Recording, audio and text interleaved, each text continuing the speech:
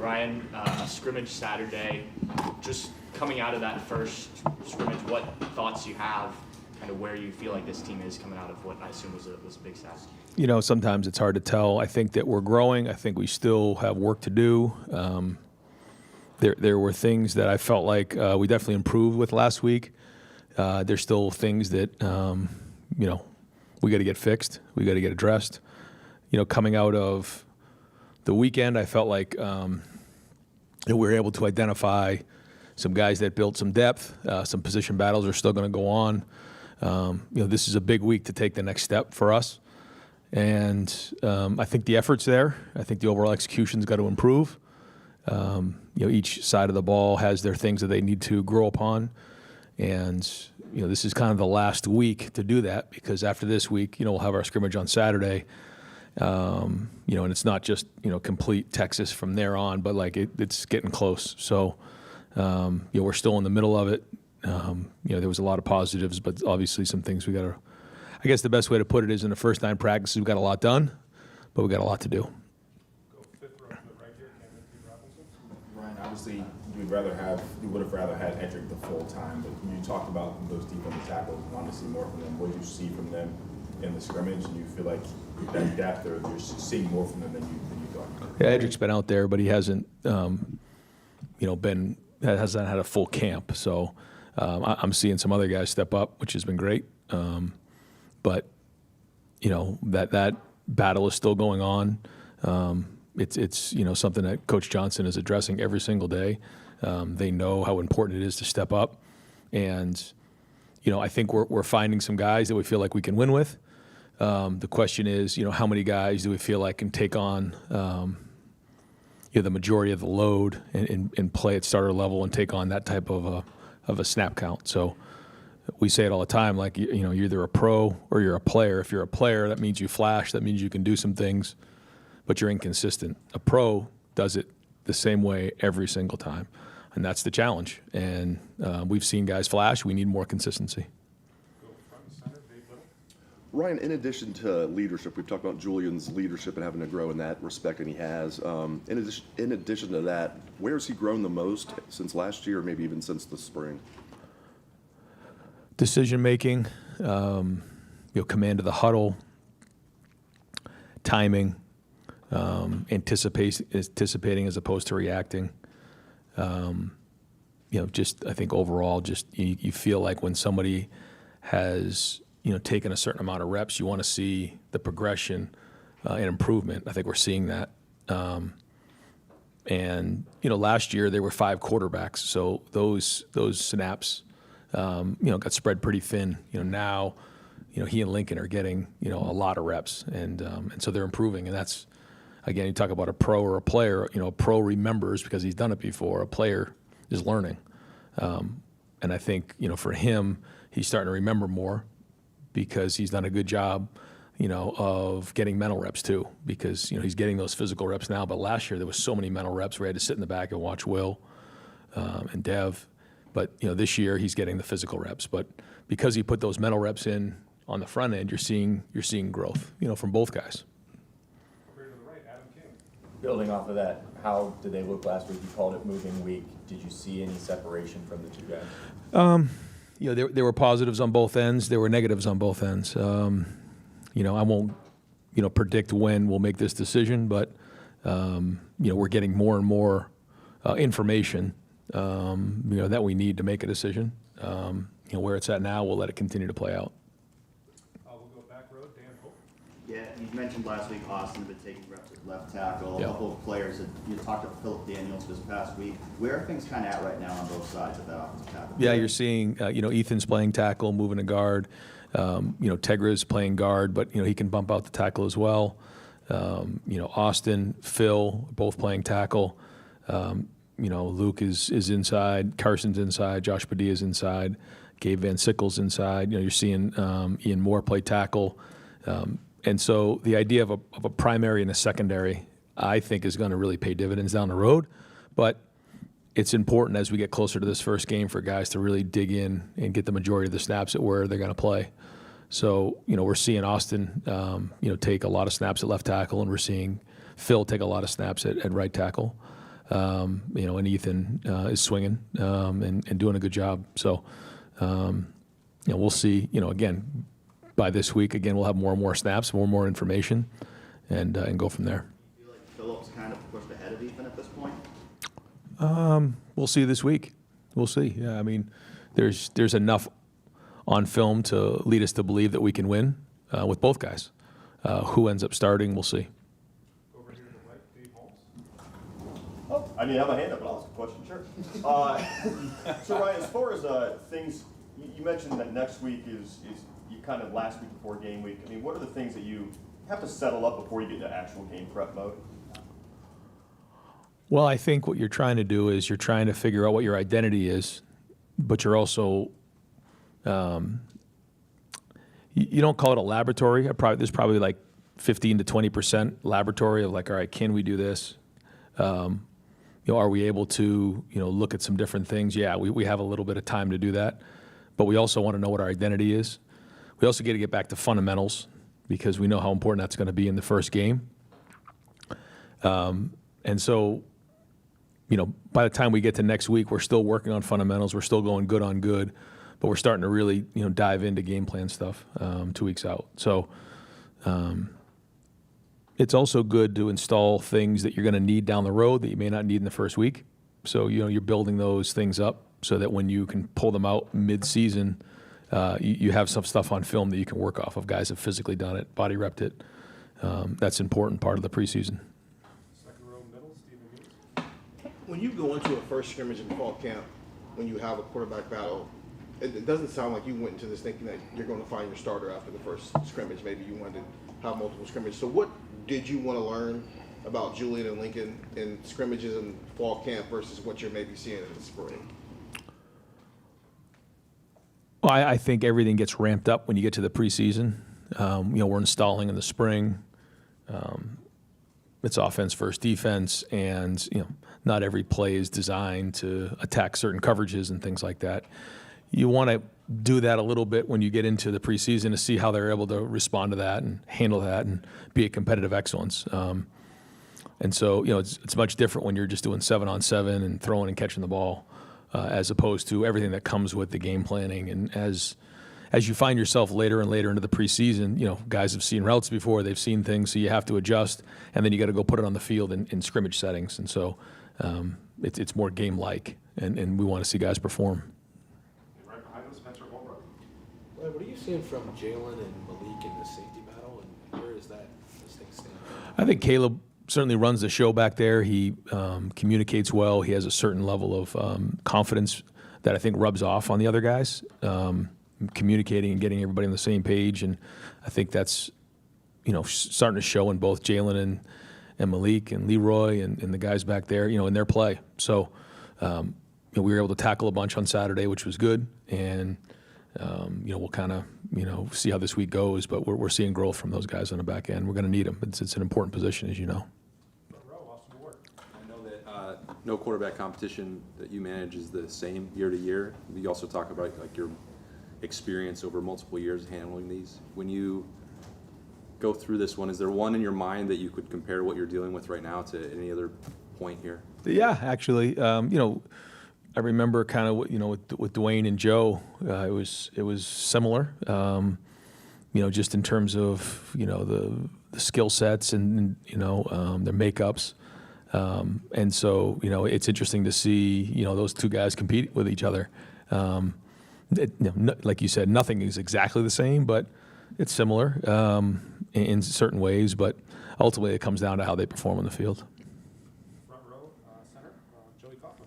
Right in 22, when you had that big opener against Notre Dame to start the year, you already had a starting quarterback returning in CJ, and to have an opener with that sort of magnitude, while simultaneously you're trying to pick quarterbacks who are going to be new. What effect does that have in terms of the timeline or process to have that game kind of breathing down your neck? Well, we have two guys that are getting the reps, so that's good. It's not like we're getting 3 or 4, and there's so many reps in practice. We've taken that into consideration. We're trying to get both guys ready to go win the game. I think we have to have them both ready to play in that first game. And then, again, as we get closer here, we'll name a starter and go from there. But we're going to need them both, and that's the goal right now, is just to get them both ready to go, figure out what they can do that's similar, try to figure out what they can do that's different from each other, and then so that they can go play well in this first game, because this will be their first start. Lincoln played in the bowl game, but he didn't start, and and Julian's never started a game. So we got to make sure we're giving them things that they can do that fit their skill set. Right behind him, Jeremy Birmingham. Right, relative to your own expectations, understanding you lost a lot of players on offense and defense, is there one side of the ball, or maybe just your assessment of both sides of the ball? Are you ahead of where you thought you'd be? Are you behind where you thought you'd be? How do you stack them up versus what you expected coming off of a lot of attrition, but also a national championship? I think some days, you feel like and then other days you feel like you don't know, because there's so many new faces out there, on the field and coaches as well. And it's just different. I had a coach who I know well, came and watched practice, and he said, "Man, you guys are good." He goes, "You're different than last year, very different." He goes, "You're good. Last year's team was really good. Obviously, you won the whole thing, but this year's team is really good too. They're just different, And I agree. I think that we are different. Just different guys, different personality, edgy, competitive.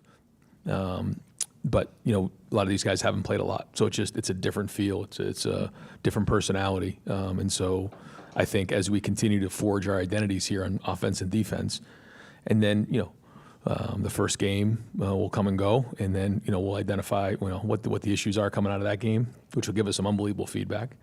And then, we'll continue to build out throughout the season and build from there. So, again, to answer your question, I think some days you feel like, okay, I have an idea what's going on here. If we're ahead or behind, I won't get into that. And then other days I'm not sure, because everything's so new. But I'll tell you, the guys are working. If you go out there and watch practice, everybody on that field is working.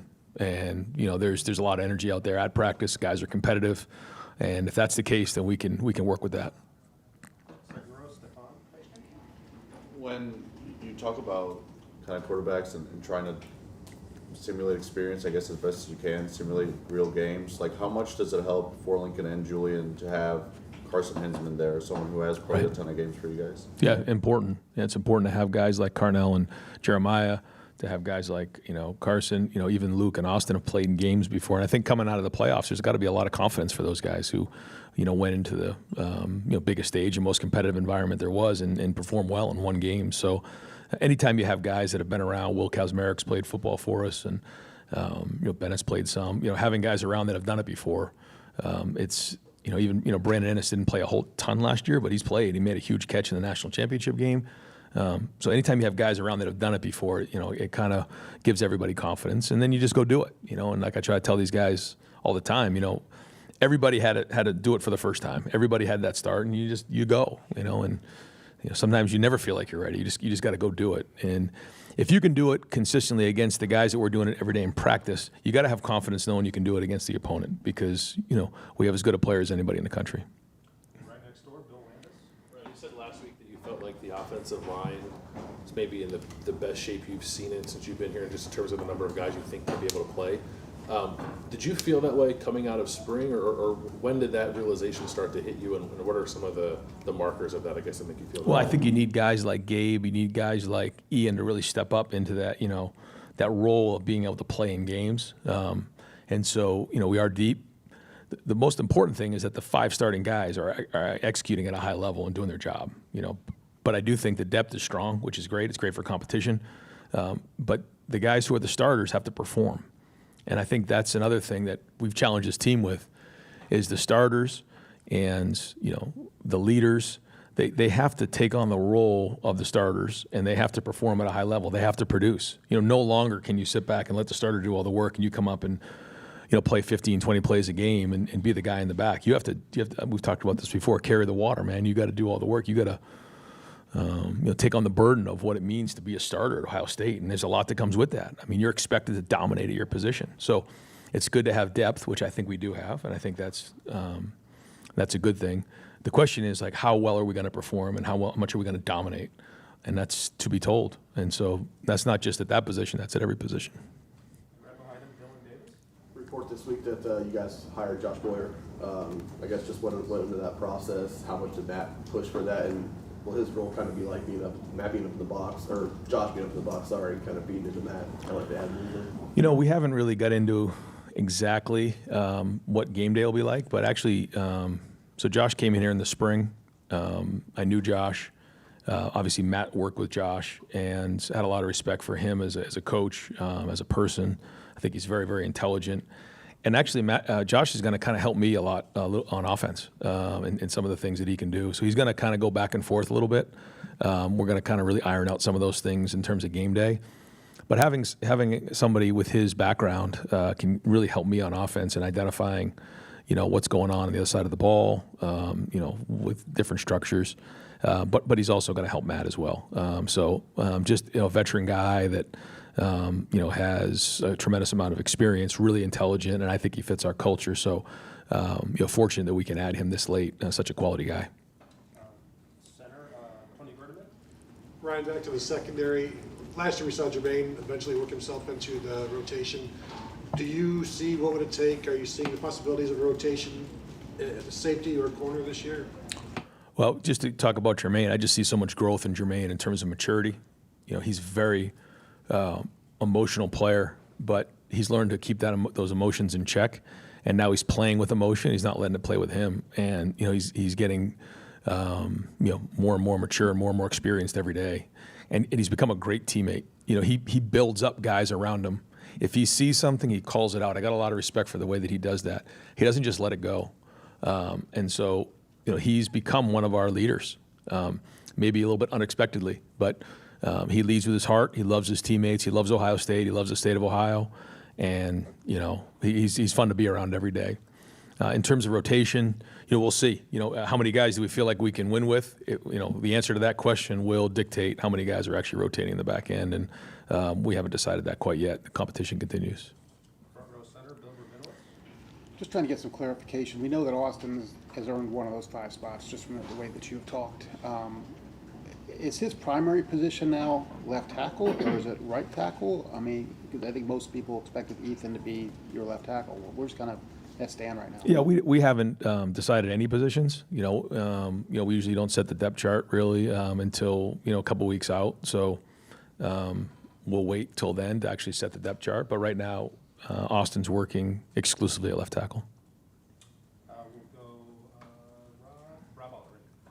Yeah, non-camp, non-depth chart question. Get ready. So the dispatch ran a poll entering the season. Always dangerous. And here's one of the questions. How would you rate Ryan Day's 6 years as head coach? Excellent, 54.5%. Above average, 39.6. Average, 3.4. Below average, 1.3. Poor, 1.3. I don't know what you did to the 1.3. But Probably cut him off on 315 the other day. Knowing how fickle fans are, we won't go there too much. How does that make you feel to hear that 95% think that you're doing either excellent or above average when late last November you could flip those numbers? I think you just come to the realization when you're in this position, you just have to have thick skin. You can't worry about those types of things. You have to stand on the principles and values that you believe in. You know what the expectation is, and then you just go from there. And when it's all said and done, I've said this before, you have to win games, but winning games just allows us to continue to do what we love here. And we know what that expectation is. I know what that expectation is, and the responsibility of running a first-class program and doing things the right way, caring about people and winning championships. And that's it. I mean, that's the focus. And so every single day, that's my job and that's the coach's job to continue to drive this building to do that. So that when we all get together on Saturdays, in Ohio and throughout the country, we're proud of the Buckeyes. And it takes everybody. I've said that before. It takes everybody. It takes the red coats at the game.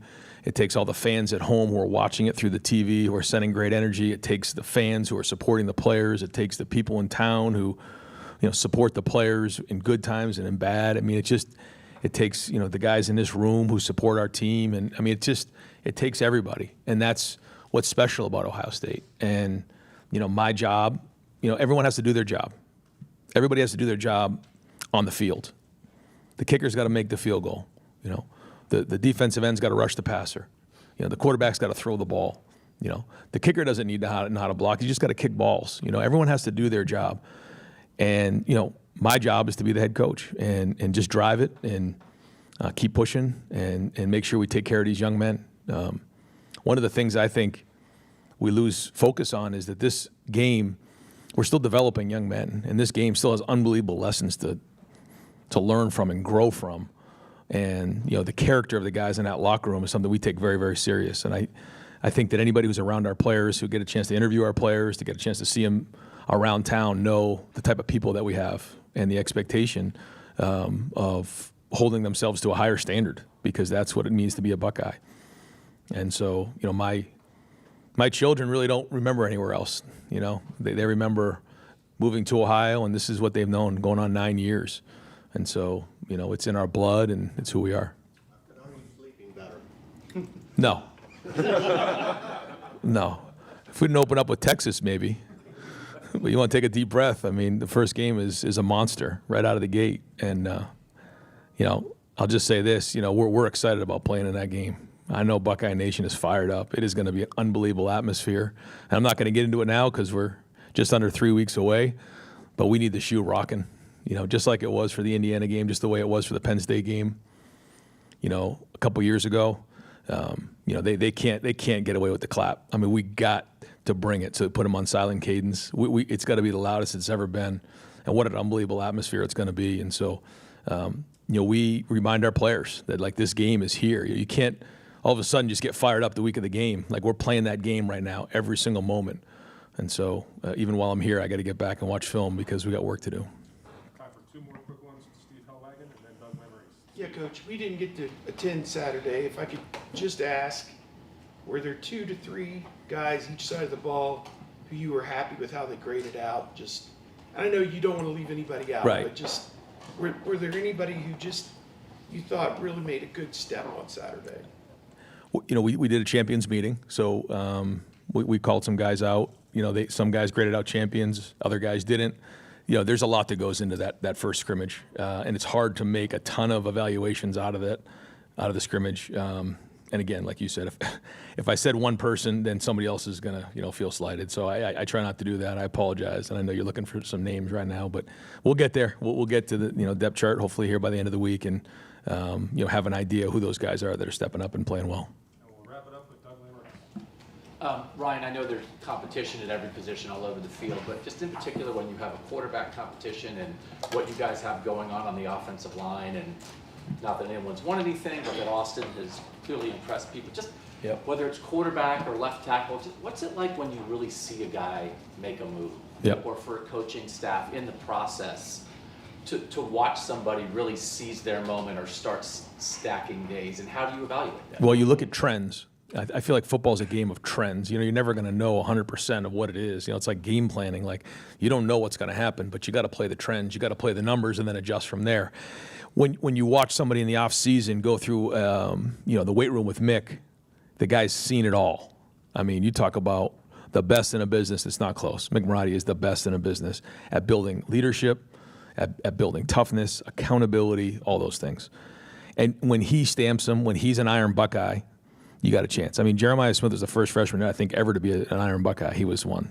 What happened, right? Austin Saraville becomes an Iron Buckeye. Look what's happening. So for us, the backbone of our program is what happens in the offseason in that weight room. That is our chopping wood and carrying water in the weight room.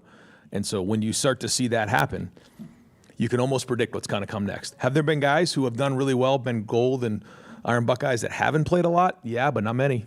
Those are usually the guys that find a way to get on that field. And so, I say it all the time. If you want to be successful here at Ohio State, grab onto Mick and be an Iron Buckeye and be a gold guy. And so I think we had just over 40% of our team gold, which is not easy to do. I think last year we were right around 43. I think this year we're right there too, and that's a good sign. So, you're starting to see some of those guys separate who put all that work in the offseason. Coach, thank you. Thanks, guys. Yep.